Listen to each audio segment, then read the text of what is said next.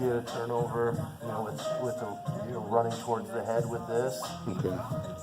Not as easy to do it from here, but with the added pressure of tucking his chin down, you know, you can get him to roll. And we'll drive him through. Once we drive it, right, I keep my elbows real tight. I try to catch a leg. I don't care which, honestly. And I'm going the shoulder down to finish that toe.